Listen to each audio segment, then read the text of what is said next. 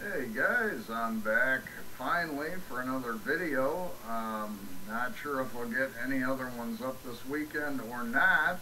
Um, but a pretty awesome YouTuber that I'm kind of a new subscriber to and vice versa, Miss Poppy 90, is doing a breakdown on her Italian film collection.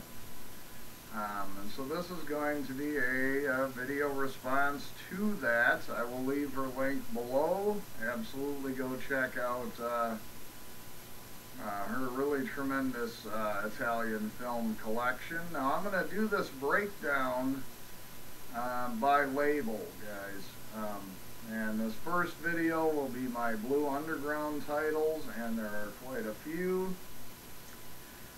So I'm going to just pretty much get into it. I'm going to try not to spend too much time on each one, guys. But basically with this video and my next few, it will be exclusively just Italian films in my collection. But like I say, this one will be solely focused on my Blue Underground titles.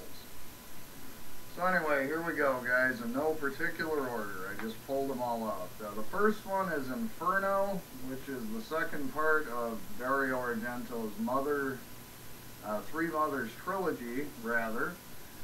Really great film, guys. Really worth checking out. Beautiful camera work, beautiful use of color. In fact, Mario Bava co-directed a few of the sequences in this film, which is kind of an interesting side note. Not nearly as strong as Suspiria, in my opinion, but still a good film. Next up is a new pickup for me, but one I've seen many times. It's the Blue Underground Blu-ray release of course, Lucio Fulci's Zombie. Everybody knows this film. What more do you need to say? Very gory. It certainly has a fair amount of cheese, but it's a really good time. Next up is, of course, Bruno Mattei's Rats, Night of Terror, post-apocalyptic fun with rats, very cheesy, but to me an absolute must-have in your collection. Next up is a film by Aldo Lado. I actually reviewed this recently. This is The Night Train Murders. Sort of Last House on the Left, done in Italy on a train, but definitely worth watching in its own right. Next up, sleaze merchant Joe D'Amato's classic Emmanuel in America. Kind of sleazy exploitation film, stars Laura Gemser. For any of the sleaze folks out there, this is a must-own. Next up is sort of a nunsploitation with a hint of giallo elements to it, and that is 1978 film by Giulio Berruti called Killer Nun, starring Anita Ekberg. I'm not a huge fan of this movie, but it was pretty good. I don't regret picking it up. Next one, another recent pickup. It's the Blu-ray version of course, Fulci's New York Ripper. Very gory, very sleazy, and of course there's the killer that talks like a duck. Again, to me, a must-own. Next up, another recent pickup. It's Umberto Lenzi's 1980 totally ridiculous infected people / sort of zombie crazy story, Nightmare City. Really ridiculous, but really fun, and I would recommend people check it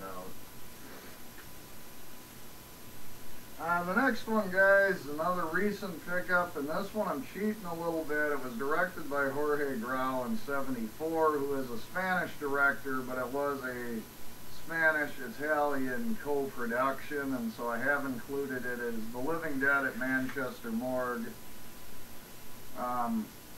Fantastic film, great performance by Ray Lovelock in it.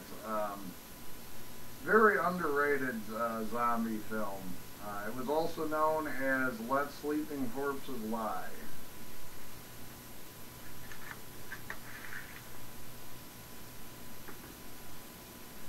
Next up, one that doesn't need much introduction. I've showed it in other videos in the past. It's Sergio Martino's 1973 classic Torso.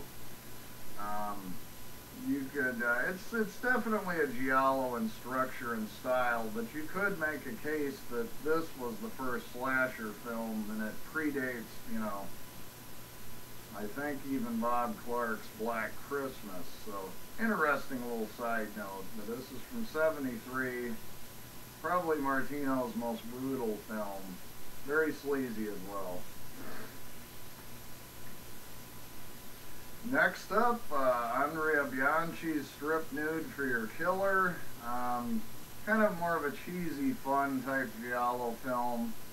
This is, of course, obviously the Blu-ray version.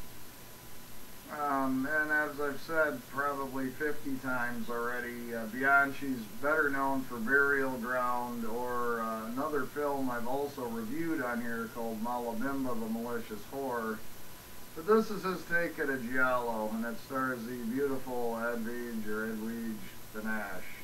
So, definitely a good time.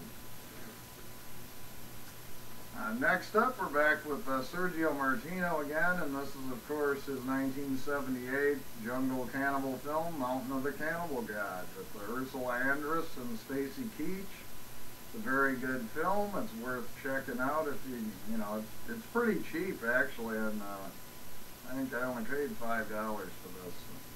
Well worth it. It's not the best in the genre, but it's one of the better ones. Next up is the recently out of print, The Bird with the Crystal Plumage. This is the 2-disc special edition. Of course, this is Argento's debut film. It's a fantastic giallo, but everybody knows about this already.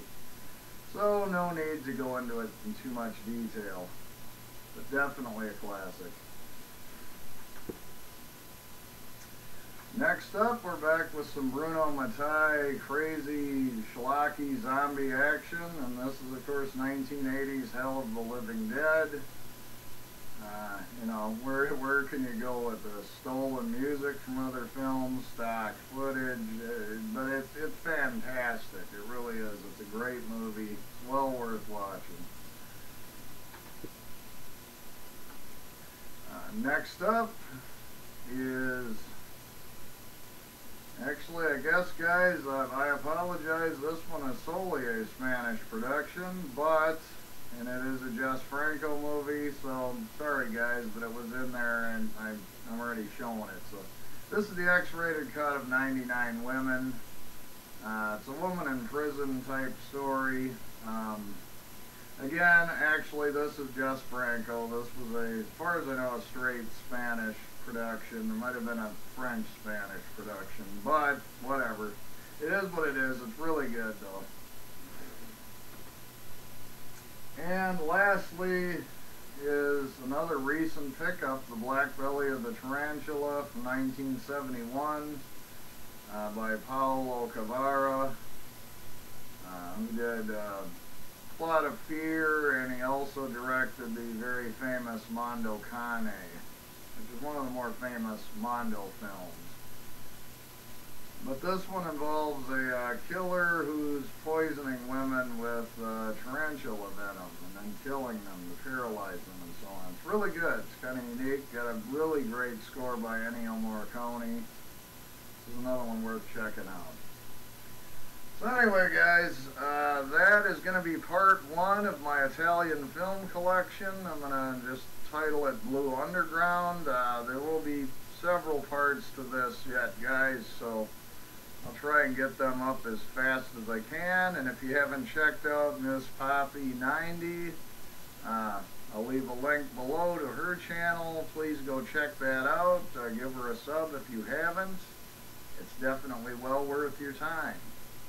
And as always, guys, thanks an awful lot for watching, and I will talk to you later.